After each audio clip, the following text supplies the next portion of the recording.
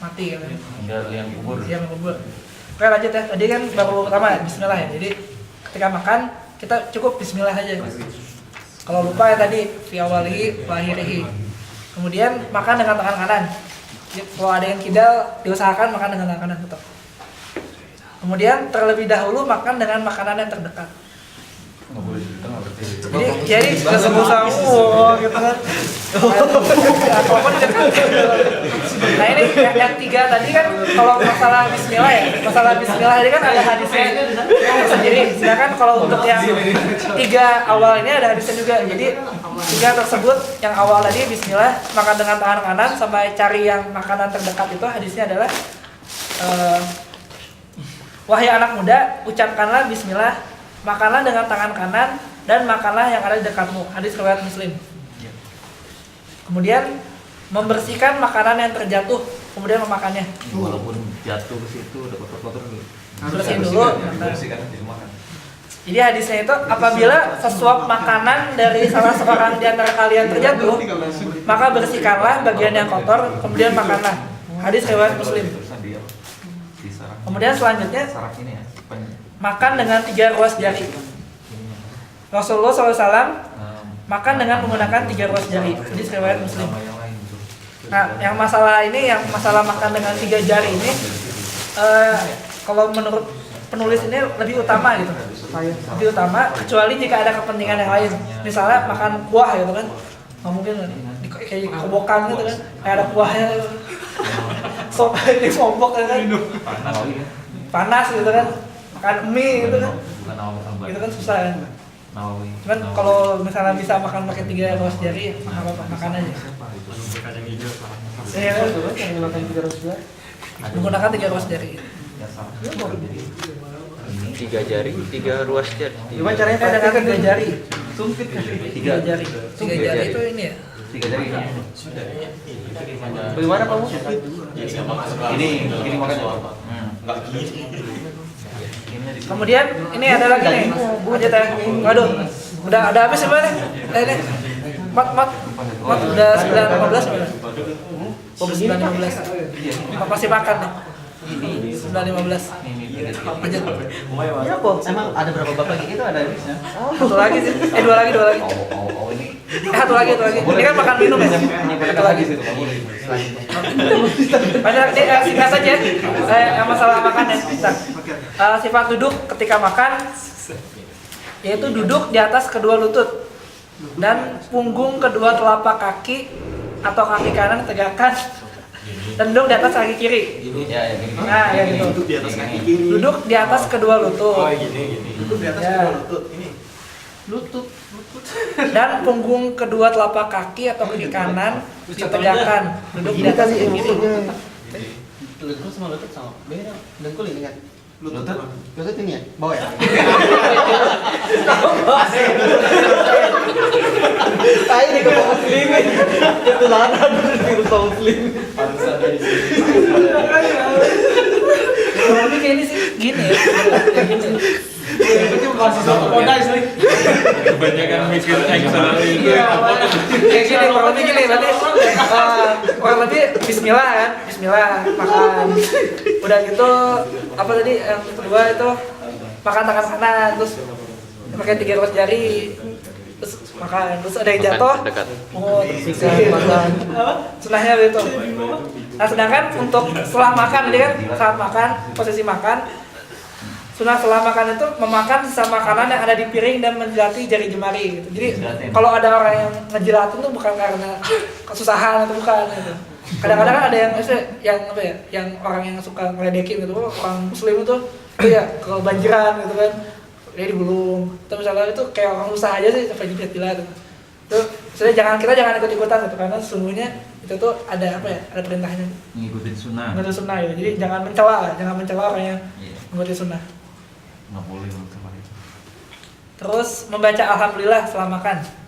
Alhamdulillah. Sama ini. Nah, dulu baca alhamdulillah setelah makan. Kemudian Rasulullah SAW berdoa setelah makan dengan mengucapkan doa Alhamdulillahillazi at'amani haza wa razaqnihi min ghairi haulim minni wala quwwah. Segala puji bagi Allah yang telah memberikan makanan ini kepadaku dan yang telah memberi rezeki kepadaku tanpa daya dan kekuatan dariku. Hadis ini hadis riwayat Abu Dawud, At-Tirmizi dan Ibnu Majah. Dihasankan oleh Al-Hafiz Ibnu Hajar dan Syaikh Al-Albani. Nah ini mungkin kalau mengenai doa ya mungkin perlu dicari lagi, mungkin doa itu nggak cuma satu kan. Ini yang di buku ini yang ditulis ini. Oh iya. Mungkin ini yang apa Allahumma alhamdulillahilladzi atau mana wajalla mungkin bisa dicari lagi sedikit. Ini aja. Berarti Ada hadisnya apa enggak? Selanjutnya yang masalah minum ya. Minum juga sama ternyata. Kalau minum itu tasmiyah juga, bismillah aja. Kemudian minum dengan tangan kanan, maksudnya megangnya tangan kanan. Kemudian bernafas di luar gelas air ketika minum. Jadi tidak menghembuskan nafas ke dalam gelas, tapi di luar gelas. Jadi jangan gitu kan.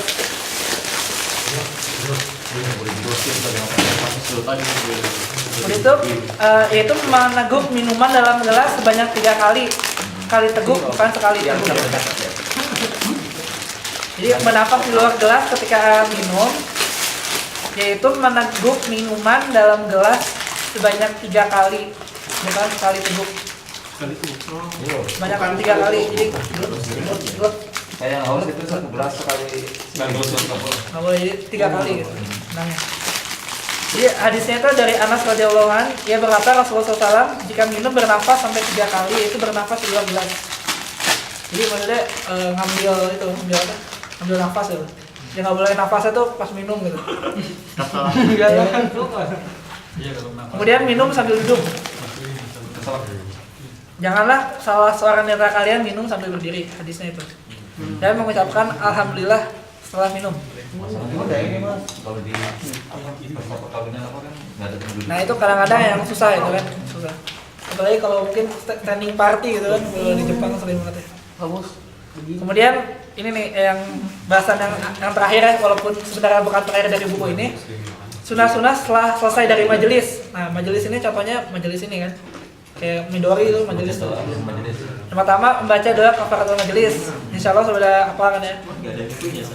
Jadi banyak sekali majelis yang seorang muslim duduk di dalamnya dalam sehari semalam.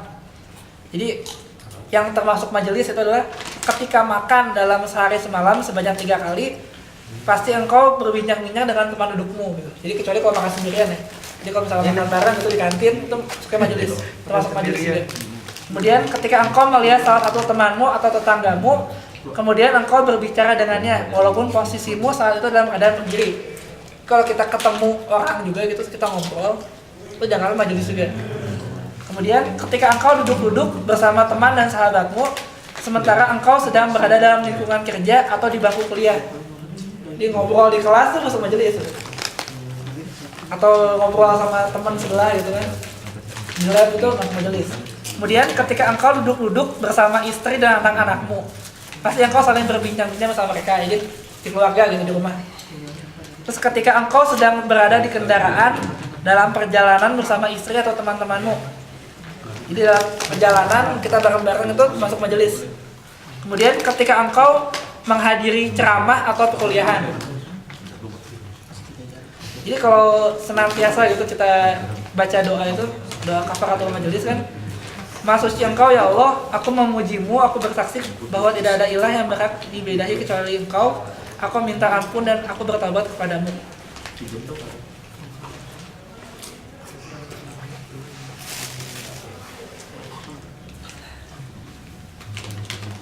Oke, faedah dari membaca ini adalah menghapus dosa-dosa dan kesalahan-kesalahan yang terjadi dalam majelis. Ibnu Qayyim berkata, pertemuan dengan sesama saudara ada 2 macam, yaitu pertemuan yang diadakan dalam rangka hura-hura, bersukaria, dan hiburan yang biasanya menghabiskan waktu dengan sia-sia. Pertemuan semacam ini lebih banyak mudaratnya daripada manfaatnya. Dampak buruk kecil yang dapat ditimbulkannya adalah rusaknya hati dan habisnya waktu. Yang kedua, pertemuan yang diadakan dalam rangka ta'awun, saling tolong-menolong, untuk hal-hal yang mengandung keselamatan dan saling menasihati dan dalam kebenaran. Maka pertemuan semacam inilah yang mempunyai faedah yang besar dan paling bermanfaat. Yaitu mungkin terakhir dari apa yang bisa saya sampaikan hari ini. Jadi sebelum ditutup balikan ke moderator, intinya gitu sebenarnya itu banyak sekali gitu hal-hal sunnah yang bisa kita lakukan dalam sehari gitu, kehidupan sehari-hari. Semoga aja bermanfaat juga sekaligus mengingatkan diri sendiri karena sebenarnya itu banyak yang lupa gitu, sekaligus mengingatkan pada teman-teman di sini semua bapak-bapak kalian. Berarti welcome party itu nggak boleh. Boleh. Bukan nggak boleh sih. Ya, Ada manfaatnya, ada yang nggak manfaatnya. jadi ya nggak boleh di sini kan pertemuan ada dua macam, ada yang ada manfaatnya, ada yang tidak manfaatnya. Jadi welcome party juga tergantung kan tujuannya apa gitu. Apakah untuk misalnya saling mengenal boleh kan? Saling mengenal semua Tadi orang pertemuan kenal. ada 2 macam, boleh gimana lanjutan? Ini menurut Ibnu Qayyim ya, ini bukan hadis. Intinya sih nggak ada yang Pertemuan itu ada macam. Yang pertama dalam rangka hura-hura, bersukaria, hiburan yang nggak jelas gitu. Itu pertemuan yang lebih banyak mudaratnya dibanding manfaatnya.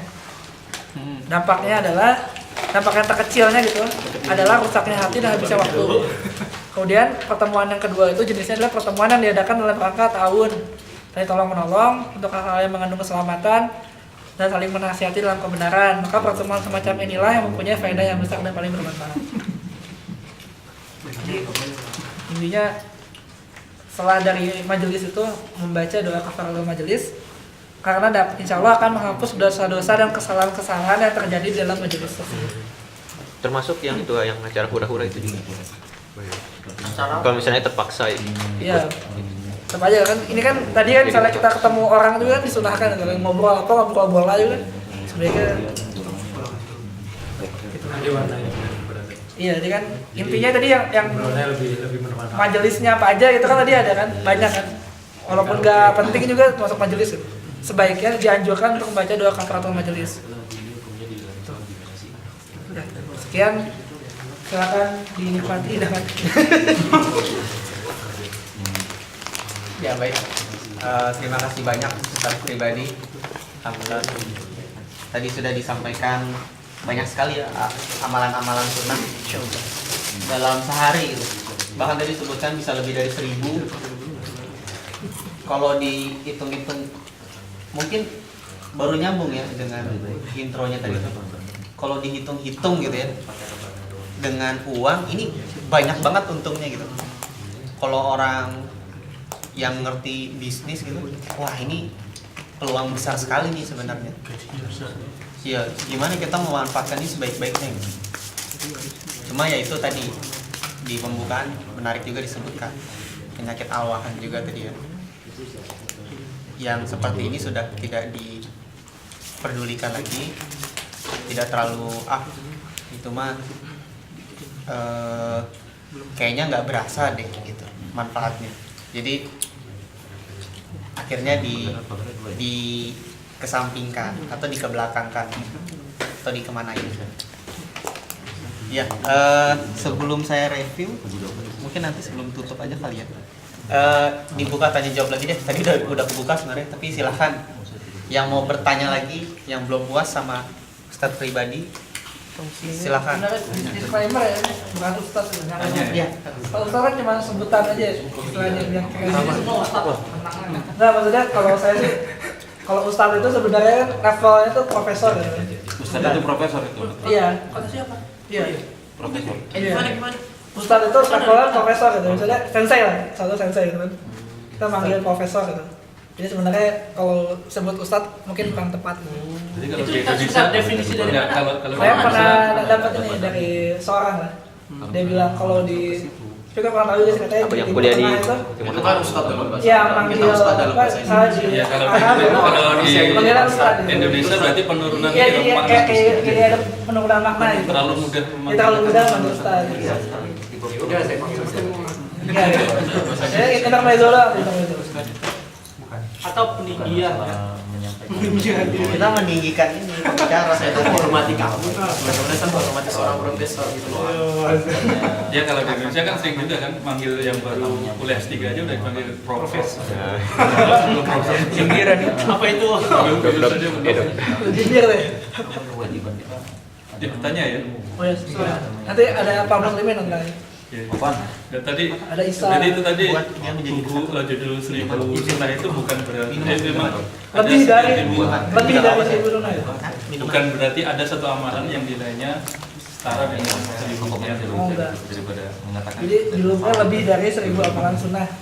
Jadi maksudnya kalau kita mau ngitung gitu, sebenarnya dalam sehari semalam itu ada lebih dari 1000 gitu.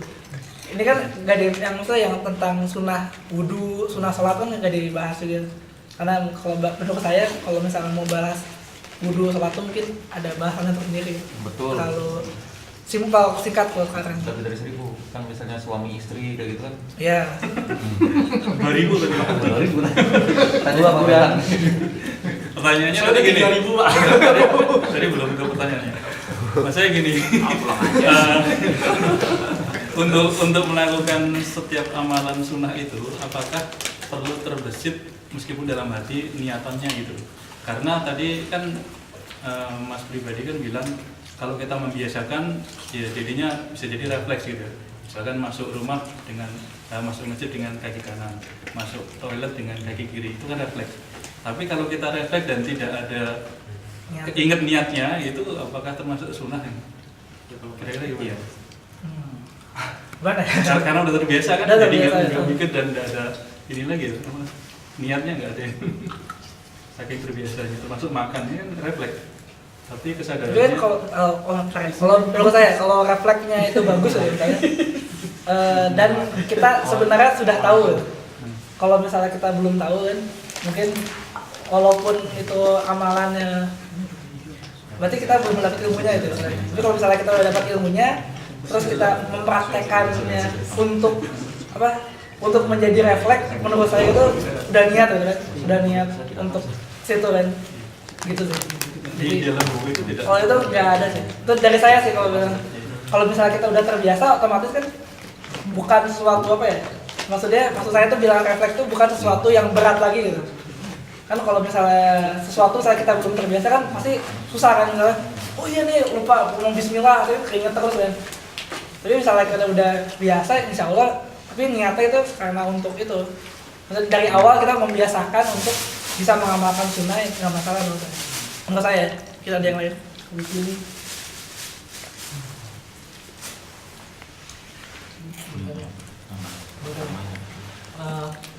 Tadi kan ada beberapa hadis ya. Beberapa hadis yang akhirnya itu dijadikan sunnah. Sebenarnya balik ke definisi deh. Sunnah ini kan maksudnya kan kalau misalnya kita amalkan, berarti kita dapat pahala gitu ya. Setuju, sepakat ya? Setuju ya? Jadi definisinya itu Pak. Memang Sunnah definisi. Yang dibahas di buku ini, Definisi dia bilang si penulisnya. Nah, terus di situ juga kan tadi ada hadis-hadisnya berdasarkan apa pengamatan para sahabat atau juga dari Aisyah misalnya. Rasulullah melakukan A, Rasulullah melakukan B, Rasulullah melakukan C gitu. Nah sebenarnya ini sih pertanyaan-pertanyaan yang selalu muncul di kalau pembahasan sunnah ini adalah bagaimana sih kita menentukan itu ya? Menentukan bahwa ini itu sesuatu hal yang memang terutama tadi ya kan hadis-hadisnya itu kan banyak kan yang saya melihat Rasulullah melakukan A. Kalau misalnya Rasulullah mengatakan makanlah pakai tangan kanan atau makanlah yang terdekat itu kan jelas-jelas perintah itu dan memang berarti ada sesuatu yang.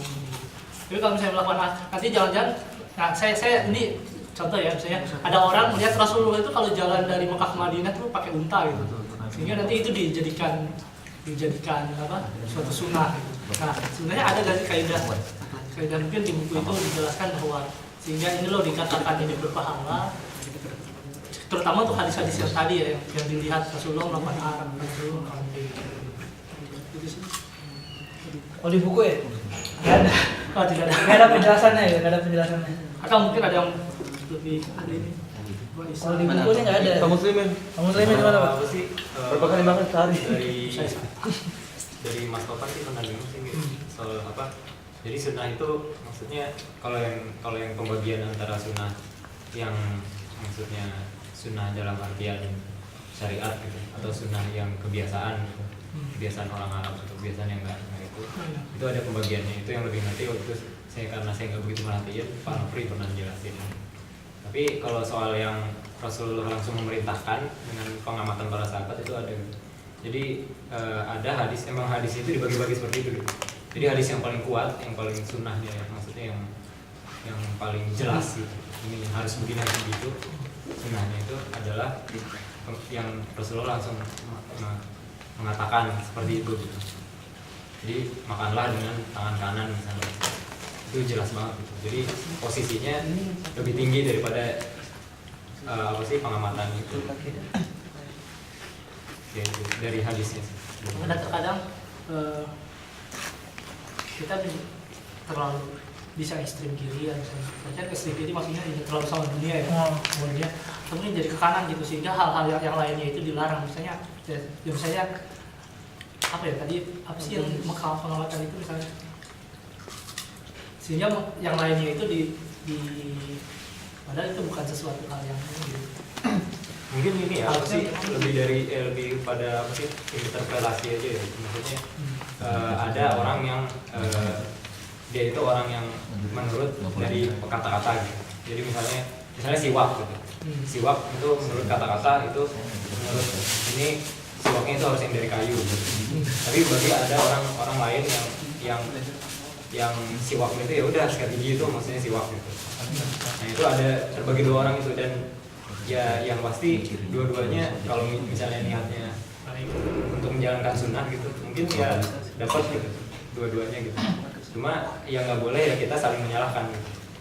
Ini harus pakai ini siwak gitu, siwak harus pakai yang ini gitu. Jadi ya kita emang ada dua, yang satu itu saklek dengan yang kenyataan maksudnya yang dibaca itu, ada satu lagi yang yang pernah saya dengar sih gitu.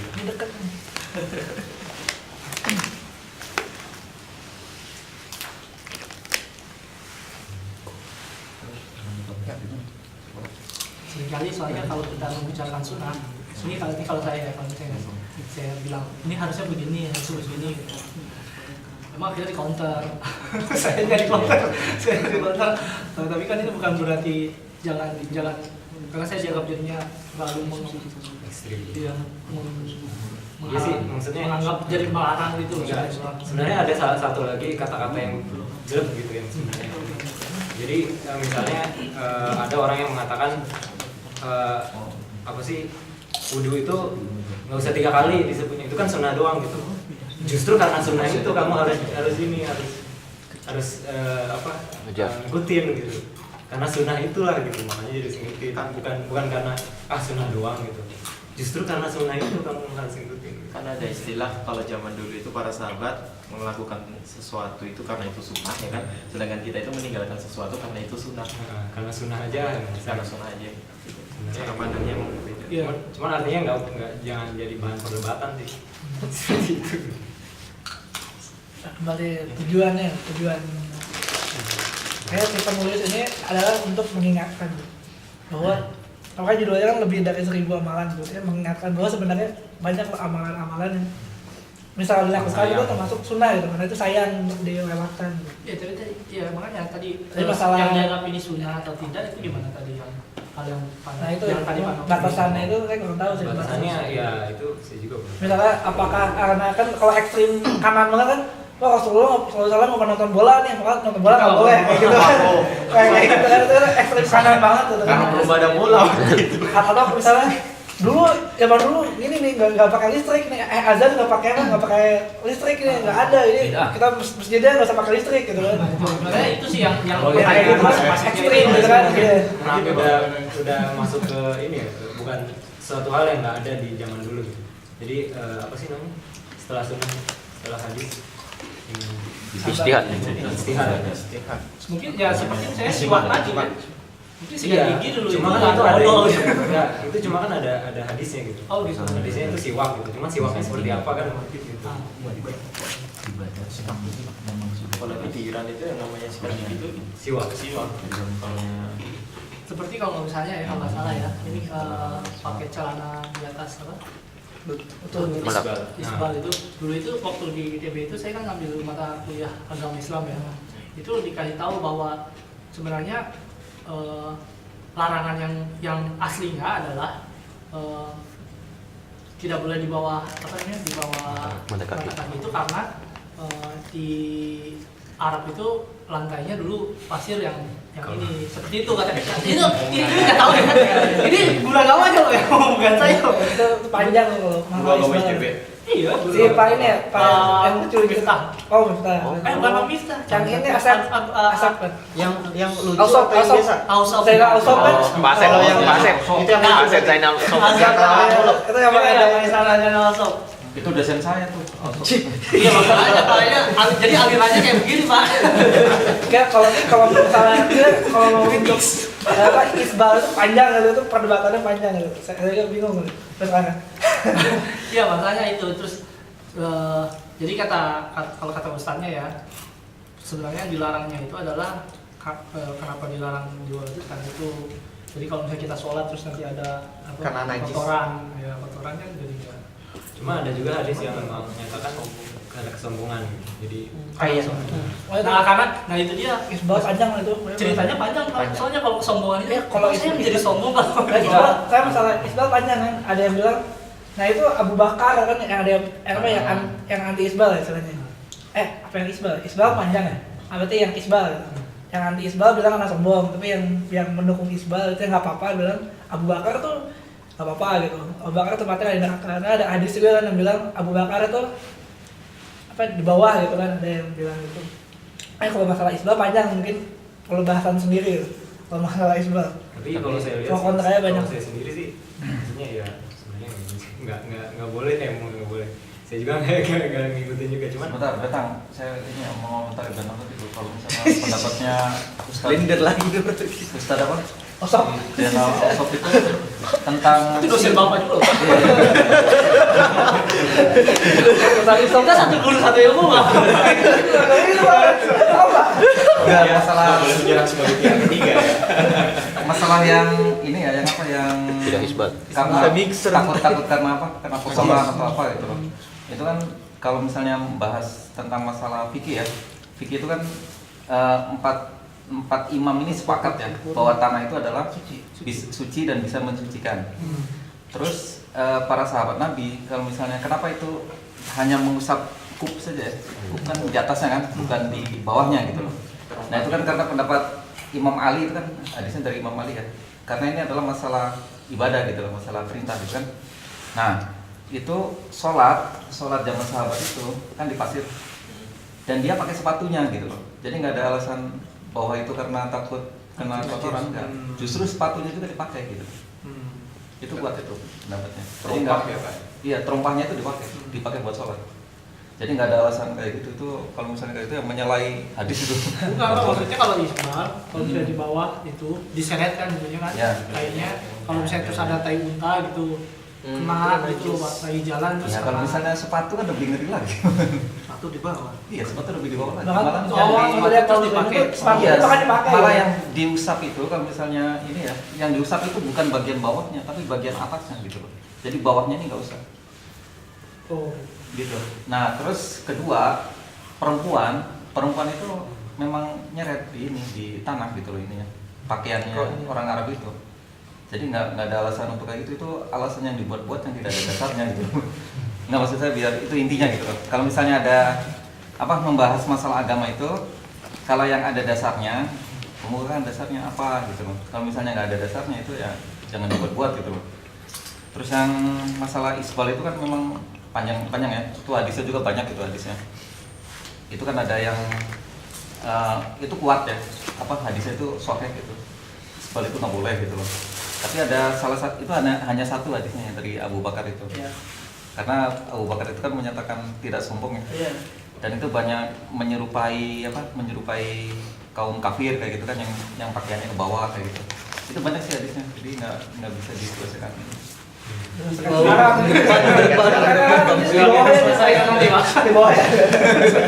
Diselesaikan. Selesaikan nanti Pak. udah diselesaikan aja sekarang. Saya aja Jadi deadline lah. Nggak ada ininya juga, ada bukunya juga, ada bukunya. Bukunya Ustaz Yazid itu ada tuh tentang masalah isbal ya. Ustaz Abu Hajar itu. Saya lupa sih. Jelas Saya saya ada PDF loh. Hmm. PDF-nya pokoknya bahas tentang isbal. Iya, tentang isbal semua. Isbal terus Saya lupa. tentang jenggot. PDF dari mana? Oh ya, jenggot yes. Dari Isbal no. Gamais apa? Ada bukunya tuh. Ada bukunya. Mana? Kalau saya direkam kan. Udah direkam suaranya. Ulangi. Ulangi. Pakaian, maksudnya pakaian yang sampai Menyerupai. jangan. Bilang itu Abu Jahal juga pakai pakaian dia begitu kan.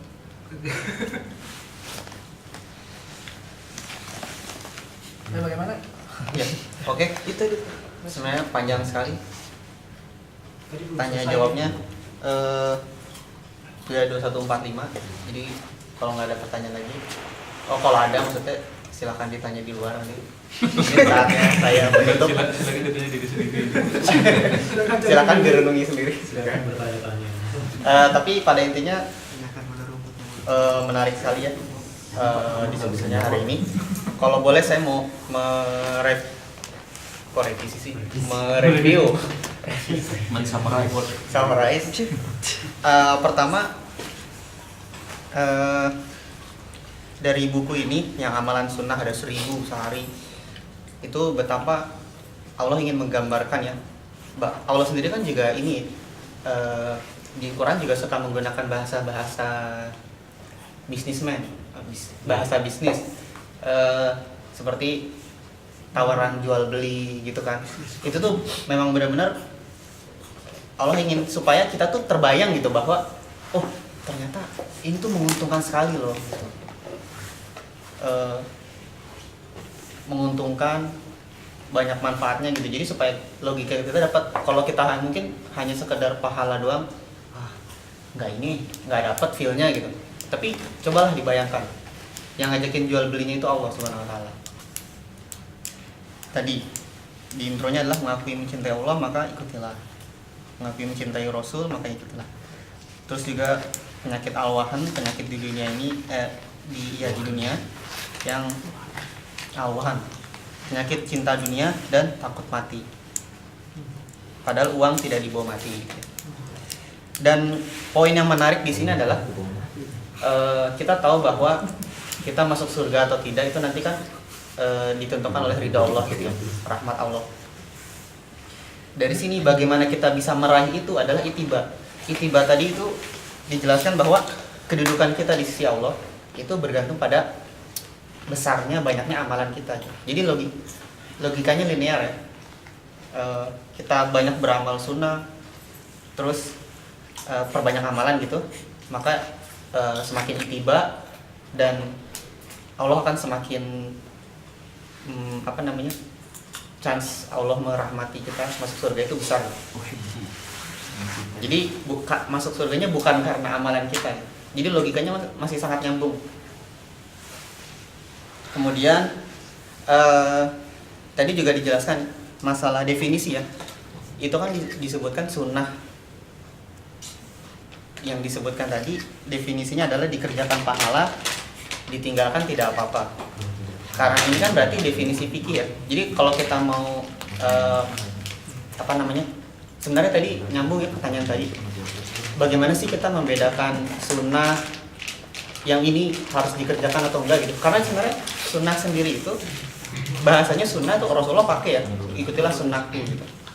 Dan sedangkan para ulama fikih menggunakan kata sunnah juga untuk yang tadi definisi ini, dikerjakan pahala, ditinggalkan tidak apa-apa. Nah, bagaimana kita bisa menentukan bahwa ini adalah sunnahku atau ini adalah amalan yang tadi sifatnya sunnah? Yaitu adalah jam terbang kita di dunia ini, bagaimana kita menuntut ilmu, bagaimana kita terus menggali sebenarnya ini masuknya kemana sih gitu. Sebenarnya ini detailnya apa? Maksudnya menggali itu benar-benar bukan cuma luarnya aja, luar orang bilang begini, terus kita sintesis sendiri selesai gitu. Enggak ya, tapi benar-benar digali dalam. Lihatlah dari mana ia mengambil, kan Imam juga bilang gitu ya. Bagaimana saya mengambil? Lihat gitu. Begitu pula dengan hadis-hadis tadi. Mungkin ilmu kita belum ini ya, belum dalam gitu ilmu hadis, tapi ya kita harus kesana juga supaya kita bisa akhirnya membedakan kembali ini mana sih yang ini, mana yang itu. Nah terus Ya itu tadi ya. Tadi sebenarnya ya kalau mau diibaratkan ini sebenarnya masuk ke sunnah Rasulullah atau memang hanya sekedar amalan sunnah aja. Beda. Faedahnya tadi dengan mengerjakan ini kan kita masuk ke derajat al-mahabbah tadi. Semakin cinta pada Allah. Disebutkan tadi faedah-faedah. Nah, dan 1000 sunnahnya tadi apa saja, mulai dari bangun tidur. Nah, ini mungkin saya nggak perlu ulang ya, banyak sekali. Bangun tidur, kamar mandi, bersiwak, pakai sepatu, sendal, pakaian, keluar masuk rumah, ketika sholat sunnah, bertemu orang, makan minum, dan majelis. Jadi sebenarnya kalau diibaratkan sampai Islam tuh mengatur ke masalah yang kecil-kecil gitu. Kalau bahasa Jepangnya komakai banget. Sampai ke yang kecil-kecil banget itu dibahas. Tapi dipahami kembali. Bukan berarti Islam tuh hanya membahas yang kecil-kecil doang, yang ceper-ceper doang gitu, enggak. Islam pun membahas yang besar sekali. Iya semua. Sampai semua aspek gitu. Enggak cuma yang apa namanya masalah kecil-kecil nih kita pakai baju gitu, enggak, tapi terbahas juga gitu. Ke yang besar juga. Kalau ngobrol sama, kalau simple aja masalah apa namanya hukum, misalnya hukum apa namanya waris, kisos, itu kan dijelaskan. Itu nggak masalah kecil tuh, besar tuh dampaknya. Terus jual beli pun dibahas, jual beli dan riba. Jadi sangat menyeluruh. Ya, apa namanya, kita harus meningkatkan jam terbang kita lah ibaratnya. Nggak cuma di ilmu duniawi tapi juga ilmu syar'i. Kurang lebih itu ya tadi. Kurang lebihnya saya mohon maaf. Ditutup. Kalau ada pertanyaan silakan ditanya di luar. Dan dengan sunnah tadi, mari kita tutup majelis kita dengan doa kafarat majelis. Subhanakallahumma wa bihamdika, Billahi taufiq wal hidayah. Assalamualaikum warahmatullahi wabarakatuh. Waalaikumsalam warahmatullahi wabarakatuh.